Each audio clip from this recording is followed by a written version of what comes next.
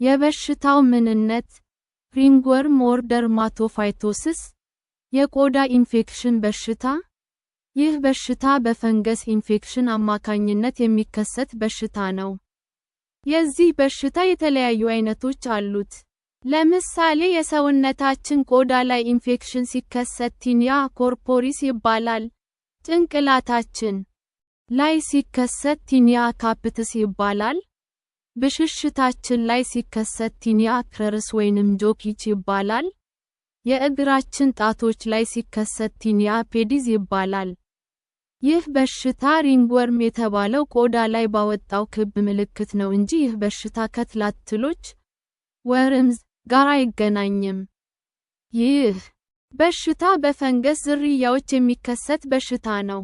ሂስተሪ የበሽታው አመጣጥ ታሪክ መጀመሪያ ላይ ሐኪሞች ይህ በሽታ በትላትሎች የሚከሰት ስለመሰላቸው ሪንግወርም የሚል ስያሜ ሰጡት። በ1800 ይህ በሽታ በጣም ተላላፊ በሽታ ነበር። ነገር ግን ብዙ ሰው ይህንን አይረዱም ነበር። ንጽህና በጎደላቸውና የተመጣጠነ ምግብ በማይመገቡ ማህበረሰብ ውስጥ ይህ በሽታ በስፋት ተሰራጭቶ ይገኛል። በጽዳት ጉድለት ምክንያት ፀጉር ቆራጮች በሽታውን ከሰው ወደ ሰው ያሰራጩት ነበረ። በ1843 ዓመተ ምህረት ዴቪድ ግሩቢ የሚባል ተመራማሪ ይህንን በሽታ የሚያስከትል የፈንገስ ዝርያ መለየት ቻለ። በ1940 ዓመተ ምህረት የአሜሪካ ወታደሮች በሁለተኛው የዓለም ጦርነት ላይ ሳውት ፓሲፊክ ሰፍረው በነበረበት ወቅት ይህ በሽታ በብዛት ስለያዛቸው ስለዚህ በሽታ ጥናት መደረግ ጀመረ። በ20ኛው ክፍለ ዘመን ለንደን ውስጥ ብዙ የሪንግወርም ትምህርት ቤቶች ነበሩ። እነዚህ ትምህርት ቤቶች ተማሪዎች ይህ በሽታ እንዳይዛቸው የጨረር ሕክምና ይሰጣሉ። ሕክምናው በሽታውን በሚገባ ማስወገድ የቻለ ቢሆንም ጨረሩ ለሰውነታቸው መርዛማ ሆኖ ነበር። ኤፒዲሚዮሎጂ በሽታው ያለባቸው ሀገሮች የዚህ በሽታ አይነቶች የሚከተሉት ናቸው። ሪንግወርም ኦፍ ዘ ስካልፕ ቲኒያ ካፒትስ ይህ ጭንቅላታችን ላይ የሚከሰት የፈንገስ ኢንፌክሽን ነው። በትንሽ የበለዘች በምትመስል ምልክት ይጀምራል። ከዚያም የተቆጡ ፀጉር የሌላቸው ፍሌኪ ልጥፎች ይሆናል። ይህ በሽታ ታዳጊዎችን በብዛት ያጠቃል። ሪንግወርም ኦፍ ዘ ቦዲ ቲኒያ ኮርፖሪስ ይሄ ቆዳችን ላይ ክብ ምልክት በተደጋጋሚ ያወጣል። ጆኪች ቲኒያ ክረርስ ይሄ ብሽሽታችን እና ቆለጣችን አካባቢ ላይ የሚከሰት የፈንገስ ኢንፌክሽን ነው። ይህ በሽታ በብዛት ያልጎረመሱ ወንዶች ላይ ይከሰታል። አትሊትስ ፉት ቲኒያ ፔዲስ ይሄ እግራችን ላይ የሚከሰት የፈንገስ ኢንፌክሽን በሽታ ነው። ይሄ በሽታ ብዙ ጊዜ ብዙ ሰዎች የሚጠቀሟቸው የህዝብ መገልገያ የዋና እና ገላ መታጠቢያ ቦታዎች ላይ በባዶ እግራቸው የሚጓዙ ሰዎችን ያጠቃል። ሪንግወርም በሽታ ከበሽተኛው ሰው ወይንም እንስሳ ጋር ቀጥታ ንክኪ ካለ ይተላለፋል። ሪንግወርም በሽታ በፀጉር ማበጠሪያ፣ በመቀስ፣ በሻወር ቤት ዕቃዎች ንክኪ እና በሌሎች ዕቃዎች ንክኪ ይተላለፋል። ሪስክ ፋክተርስ ለበሽታው ተጋላጭ የሆኑ ሰዎች ሞቃታማ አካባቢዎች የሚኖሩ ሰዎች ይህ በሽታ ከያዘው ሰው ጋር ንክኪ ካለን ይህ በሽታ ያለባቸው ሰዎችን ልብስ፣ አንሶላ እና ፎጣዎች የምጠቀም ከሆነ በስፖርታዊ እንቅስቃሴ ውስጥ ቆዳ ለቆዳ መነካካት፣ ጥብቅ የሚያደርጉ ልብሶችን መልበስ፣ የበሽታ መከላከያ ስርዓታቸው የደከመ ሰዎች ኮዘዝ የበሽታው መነሻ ምክንያት ይህን በሽታ የሚያስከትሉት ፈንገሶች ናቸው። ይህንን በሽታ የሚያስከትሉ 3 አይነት ፈንገሶች ናቸው። እነዚህም ትራይኮፋይቶን፣ ማይክሮስፖሩም እና ኤፒደርሞፋይቶን ናቸው። እነዚህ ፈንገሶች አፈር ውስጥ በስፖር መልክ ለብዙ ቀናት ሳይሞቱ ይኖራሉ።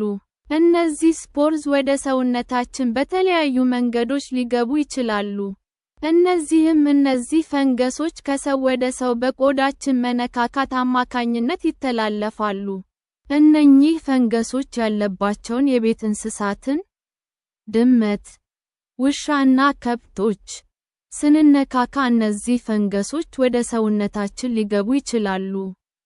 በበሽታው የተያዘ ሰው የሚጠቀምበትን ዕቃ፣ ለምሳሌ አንድን ፎጣ፣ ማበጠሪያ ወዘተ ስንጠቀም ፈንገሶቹ ወደ ሰውነታችን ሊገቡ ይችላሉ።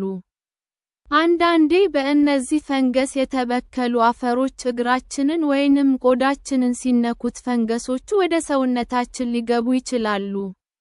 ሲምፕቶምስ፣ የበሽታው ምልክቶች፣ ኢንፌክሽኑ እንደተከሰተበት ቦታ መሰረት የበሽታው ምልክቶችም ይለያያሉ። በአጠቃላይ የዚህ በሽታ ምልክቶች የሚከተሉት ናቸው። የቆዳ መቅላት፣ ማሳከክ፣ እከክ መሰል ነገር መታየት፣ ቆዳ ላይ መግል የሚያወጡ ቀያይ ነጠብጣብ ነገሮች መታየት፣ ዙሪያውን የቀላ ቀለበት መሰል የቆዳ ላይ ምልክቶች መታየት፣ በደንብ የሚለዩና ከፍ ያሉ ቀያይ ነጠብጣብ ነገሮች ቆዳ ላይ መታየት።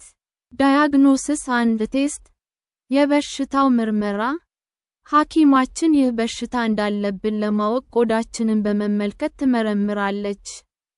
በተጨማሪም ኢንፌክሽን የደረሰበትን የቆዳ ክፍል በጥቁር መብራት ብላክ ላይት ትመረምራለች። ይህ ብርሃን ፈንገሱ ያለበት ክፍል ላይ ሲያርፍ ቦታው ያበራል። በተጨማሪም ሐኪማችን ከቆዳችን ላይ ናሙና ትወስድና በውስጡ ፈንገስ መኖር አለመኖሩን በማጉያ መነጽር ትመረምራለች። የፈንገስ ካልቸር ምርመራም ታደርጋለች። ሐኪማችን የኬኦኤች ምርመራም ልታደርግልን ትችላለች። በዚህ የምርመራ ዘዴ ኢንፌክሽኑ ካለበት የቆዳችን ክፍል ላይ ፋቅ አድርጋ ናሙና ትወስድና ፖታሺየም ሃይድሮክሳይድ (KOH) ፈሳሽ ውስጥ ትጨምረዋለች። ይህ ኬሚካል የሰውነታችንን ሴሎች ይገላል፣ ነገር ግን የፈንገስ ሴሎችን አይገድልም። ስለዚህ የፈንገስ ሴሎቹን በግልጽ በማጉያ መነጽር ውስጥ መለየት ትችላለች ማለት ነው። ትሪትመንት አንድ ሜዲኬሽንስ ለበሽታው የሚሰጥ ሕክምና። የዚህ በሽታ ሕክምናው እንደ ኢንፌክሽኑ ደረጃ የተለያየ ነው። ሐኪማችን ለጆኪ አትሊትስ ፉት እና ሪንግወርም ኦፍ ዘ ቦዲ ለሚባሉ የዚህ በሽታ አይነቶች ጸረ ፈንገስ ክሬሞች፣ ቅባቶች፣ ጄል እና ስፕሬዮች ትሰናለች። የጸረ ፈንገስ መድኃኒቶችን እና ክሬሞች ለምሳሌ ክሎትራይማዞል፣ ማይኮናዞል እና ተርቢናፍን ናቸው። ማይካትን፣ ትናክትን፣ ሞንስታት፣ ሎትርምን፣ ቤንታክስ፣ ቡቶፕ፣ ኢንዲየ እና ላምሲል የሚባሉት መድኃኒቶች ለዚህ በሽታ የሚሰጡ መድኃኒቶች ናቸው። ይህ በሽታ ቶሎ ካልታከመ ቁስል እና የቆዳ መሰንጠቅ ያስከትላል። ይህ ደግሞ ሌሎች ጀርሞች እንዲራቡበት ያደርጋል። ስለዚህ ጸረ ባክቴሪያ መድኃኒት መውሰድ ሊያስፈልግ ይችላል። በቤታችን ውስጥ ይህንን በሽታ ለማከም የሚከተሉትን ነገሮች ማድረግ ጠቃሚ ነው። ከ10 እስከ 15 የሚሆኑ የኒም ዛፍ ቅጠሎችን በ3 ኩባያ ውሃ ማፍላት። ግማሹ ውሃ እስኪተን ድረስ ማፍላት። ከዚያም የፈንገስ ኢንፌክሽን ያለበትን ቁስል በዚህ ፈሳሽ ማጠብ። የፈንገስ ቁስሉን በፓፓያ መፈተግ ጠቃሚ ነው። ተርመሪክ የሚባለው ዱቄት ውስጥ ትንሽ ወተት መጨመር ከዚያም የፈንገስ ኢንፌክሽን ያለበት ቁስል ላይ መቀባት ጠቃሚ ነው። ከ1 ሰዓት በኋላ ቁስሉን ማጠብ። ይህንን በቀን ውስጥ 3 ወይንም 4 ጊዜ ማድረግ። ፕሬቬንሽን፣ በሽታው እንዳይዘን መከላከያ ዘዴ። ሁልጊዜም ቆዳችንን ንጹህና ደረቅ ማድረግ። የውስጥ ልብሳችንን እና ካልሲያችንን ንጹህ ማድረግ እና በየቀኑ መቀየር።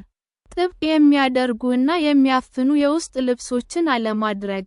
ገላችንን ከታጠብን በኋላ መላው ሰውነታችንን በደንብ ማድረቅ አለብን። ለተወሰኑ ደቂቃዎች ሰውነታችን በአየርም እንዲደርቅ ማድረግ አለብን።